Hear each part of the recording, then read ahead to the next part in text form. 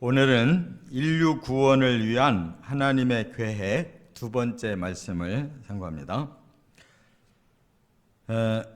앞에서 먼저 같은 제목으로 말씀을 나눴는데 예수님이 십자가 지실 일을 앞두고 3일 전에 화요일 날 이 비유로 하나님의 구원 계획을 발표하셨어요. 그래서 크게 네 가지의 비유를 가지고 말씀했는데 앞에 세 가지의 비유는 이미 구약 시대에 이제 선민을 택해서 온 세계를 구원할 계획을 세우셨으나 선민은 하나님의 뜻을 거역하고 메시아까지 거부함으로 그들은 심판을 당하고 이제 하나님은 계획을 회개하는 자를 구원하겠다 이렇게 새롭게 발표하셨어요. 그 구약 시대의 마지막 선지자가 세례 요한이었어요. 그래서 예수님은 회개의 세례를 베푼 요한까지 그들이 거역했기 때문에 결국 하나님은 그들을 심판하신다 이렇게 마감하셨고, 이제 오늘은 네 번째 비유인데 혼인잔치, 아들의 혼인잔치를 연 임금에 대한 비유로 말씀하셨어요. 이것이 그야말로 이제 신약의 구원 계획, 예수님의 복음이라는 겁니다. 그리고 조금 더 구체적으로 말하면 회개하기만 하면 구원시키는 회개의 복음을 말씀하고 있다 그 말입니다. 그래서 이 말씀이 거의 비슷한 구절이 또 하나 있어요. 누가복음 14장 15절부터 24절의 내용인데 왜 여기에 연대기 성경에 같이 붙어 있지 않느냐? 주제가 완벽하지 않아요. 그래서 누가복음 14장 15절 이하의 말씀은 주제를 어디에다 붙였냐면 초청에다가 붙였어요. 그러나 오늘 본문은 초청 다음에 예복, 회개의 복음은 믿어야 된다는 거예요. 그것이 더 초점 맞춘 주제이기 때문에 이렇게 나눠놨는데, 사실은 누가복음 14장 15절부터 24절이 이 본문의 한 부분이기 때문에 여기에 같이 들어있어야 더 말씀이 확실합니다. 아무튼 두 가지 본문을 우리가 함께 보면 예수님이 신약의 하나님 구원 계획, 인류 구원 계획 아주 정확하게 우리에게 말씀을 주셨어요. 세 가지로 말씀 상고합니다. 첫째, 1절부터 7절까지 보면 혼인잔치 초청을 거절하는 자는 심판하신다. 이게 이제 마지막 기회라는 거예요. 혼인잔치 초청이 마지막 기회예요. 그래서 임금이 아들을 위해 혼인잔치를 베풀었다. 여기 임금은 하나님을 말하고 아들은 예수 그리스도를 말해요. 그리고 혼인잔치는 바로 인류를 구원할 이 마지막 복음잔치예요. 그래서 사람들을 아무 제약 조건 없이 부르신 거예요.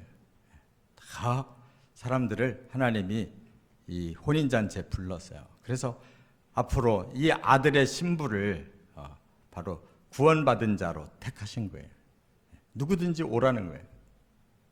그런데 여기 보니까 종들을 보내서 청했는데 반응이 뭐였냐? 첫째가 싫어했다는 거예요.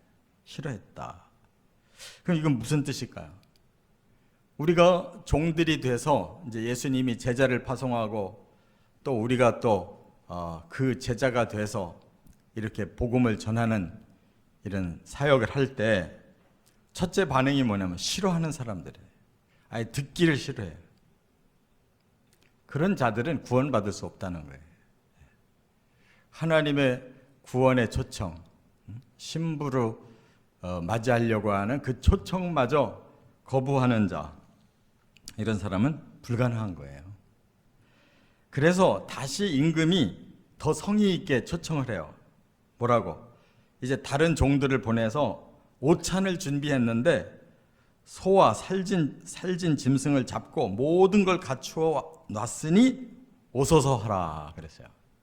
이건 임금이 아주 최대한 자신을 낮추고 사람들을 위해서 최고의 성의 있는 초청을 한 거예요.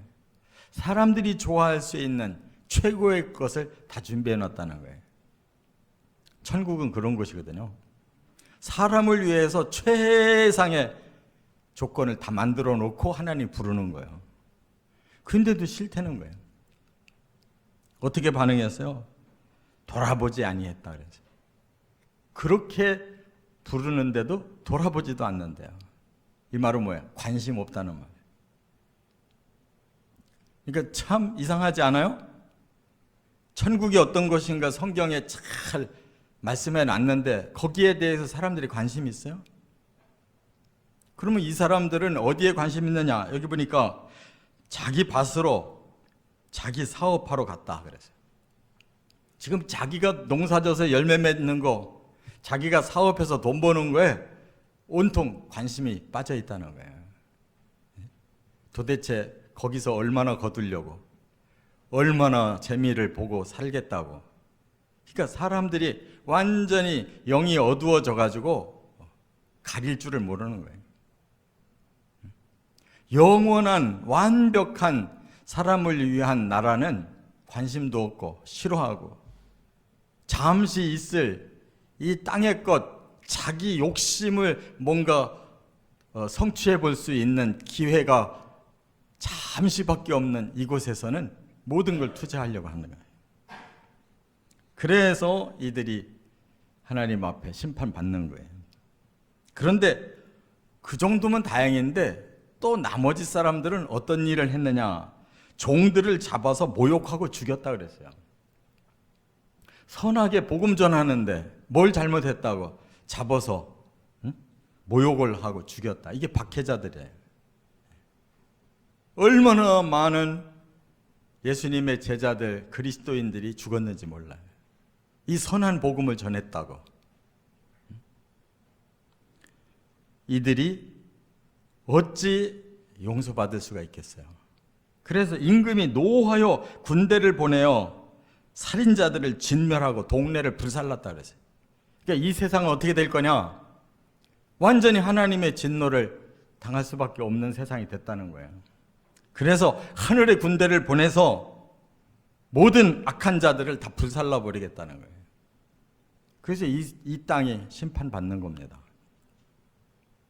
이와 같이 하나님의 그 귀한 혼인잔치를 이렇게 싫어하고 전혀 무관심하고 오직 세상에 깊이 빠져서 자기 욕심을 채워보려고 하는 욕망에 빠지고 오히려 이 귀한 복음을 전한다고 박해하고 죽이는 이 세상을 하나님은 끝내 용서하실 수 없다는 거예요.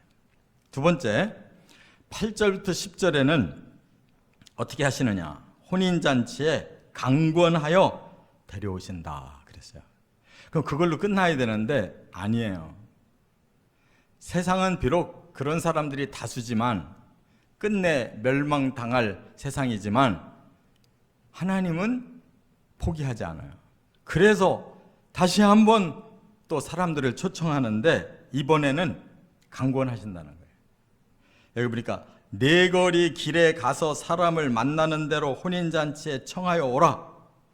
이건 뭐예요? 무조건 데리고 오라는 거예요. 그래서 하나님은 기회를 마지막으로 더 주시겠다는 겁니다. 전 인류를 향해서 마지막으로 이 심판이 떨어지기 전에 한 영혼이라도 더 살려야 된다. 무조건 데리고 오라는 거예요. 그래서 종들이 어떻게 했어요? 길에 나가 악한 자나 선한 자나 만나는 대로 모두 데려오니 그랬어요. 이것을 바로 누가복음 14장 23절에 강권하여 이렇게 설명한 거예요. 한 단어로 강권. 그러니까 아주 굳세게 권한다. 그것이 강권이에요. 뭐 조금 더 양보하지 않고 그냥 무조건 오라고 하는 거예요. 우리의 복음은 그런 거예요. 뭐 설득하고 뭐 따져보고 그게 문제가 아니에요. 와봐. 살고 싶으면 와봐. 라고 다급하게 권하는 것, 이것이 하나님의 구원 방법이라는 거예요. 그 사람들의 사정을 들어보고 그 사람들의 생각을 들어보고 그것이 지금 중요한 게 아니라, 일단 하나님은 지금 홍수가 떨어질 때 그 직전까지 문 열고 그 짐승까지도 태우신 하나님의 마음이 사람들을 향하여 어떻게 했냐 말이에요. 무조건 끌고 들어와야 살지. 사람들이 모르는 것뿐이지 하나님은 모든 걸 알고 계시는데, 그게 전도라는 거예요.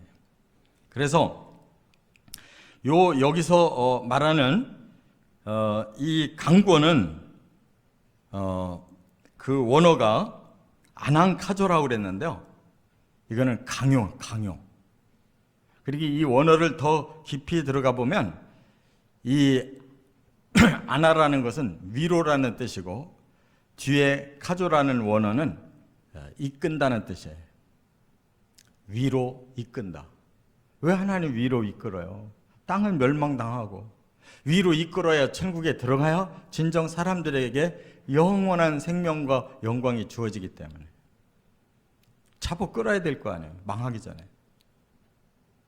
그러니까 저나 여러분이나 그렇게 해서 구원받은 거고, 또 아직 구원받아야 될 영혼들을 향해서 우리가 해야 될 일이 그거예요. 지들이 믿기 싫어서 안 믿겠다는데 그건 하나님의 원하는 태도가 아니에요. 전도의 태도가 아니에요. 끝까지 기회를 줘야 된다는 거예요. 왜? 위로 잡아당겨서 살려놔야 되니까. 할렐루야. 디모데전서 2장 4절에 그랬어요. 하나님은 모든 사람이 구원을 받으며, 그랬어요. 모든 사람이 구원받기를 원하셔.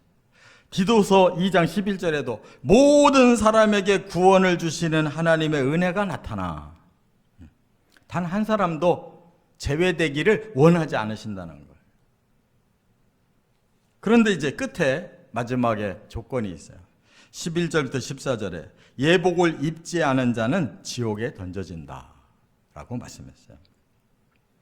임금이 그들을 만나러 나왔다가 한 사람을 보았는데 그는 예복을 입지 않았더라 그랬어요. 그러니까 보세요. 우리가 나라의 임금이 백성들을 청했다고 하면 적어도 그 임금에게 기본적인 예의를 갖춰야 될 거 아니에요. 궁궐에 들어온다면 다른 거 조건 하나도 따지지 않는데 궁궐에 임금님 앞에 보일 수 있는 기본적인 예복을 좀 갖춰 입으시오 하고 예복을 준다면 그거 걸치는 일이 큰일이냐고. 그게 뭐가 힘들어요. 근데 어떤 사람은 전혀 나 이런 거 필요 없어, 귀찮아, 그냥 오라고 했으니까 할 수 없이 왔지만 나 사실 여기 있고 싶지 않아, 이런 마음으로 그냥 그것마저도 그냥 거절하고 앉았다는 거예요. 그때 임금이 그 사람에게 뭐라고 말했냐면 손발을 묶어 바깥 어두운 데 던져 슬피 울며 이를 갈게 하겠다고 그랬어요. 이 말은 지옥을 표현하는 단어예요. 손발 묶고 바깥 어두운 데, 이게 지옥을 말하는 거예요. 던져서 슬피 울며 이를 갈게 하겠다. 두고두고 후회하며 고통받게 해주겠다 그랬어요.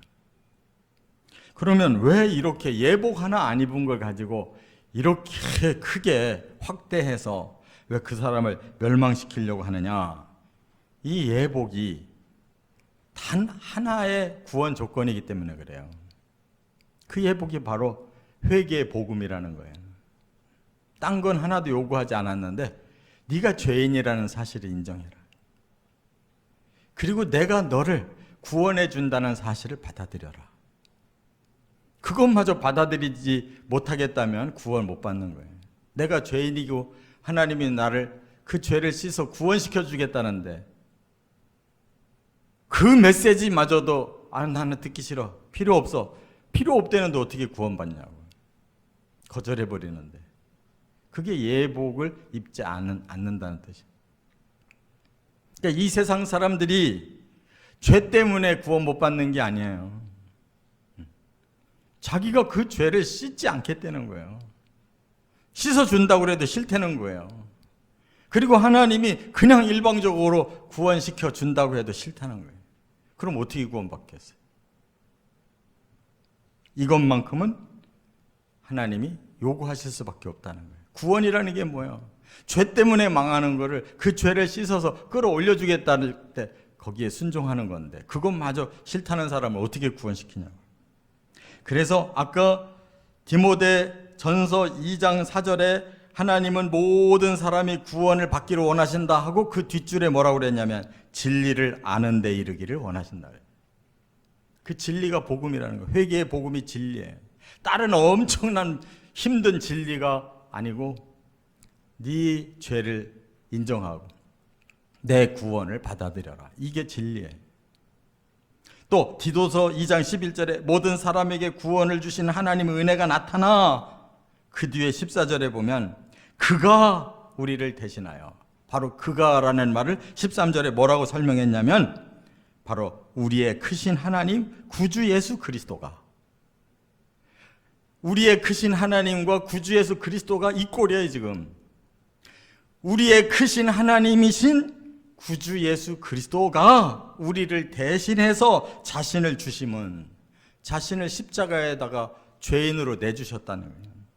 그래서 모든 불법에서 우리를 속량하시고, 속량이라는 말은 대신 대가를 지불해서 우리에게 자유를 줬다는 거예요.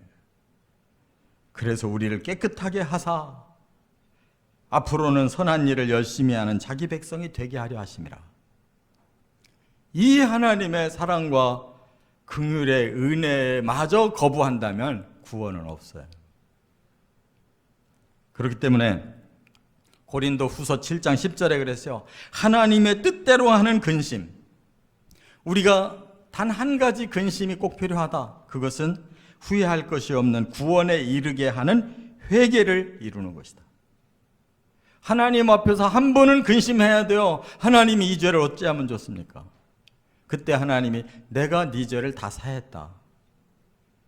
내가 주는 구원을 받아들여라. 이 복음을 듣는다면 그 사람이 얼마나 기뻐하겠냐고요. 이 죄를 근심하다가 회개만 하면 구원시킨다고 하는 이 말씀이 얼마나 기뻤냐고. 그래서 구원받는 거예요.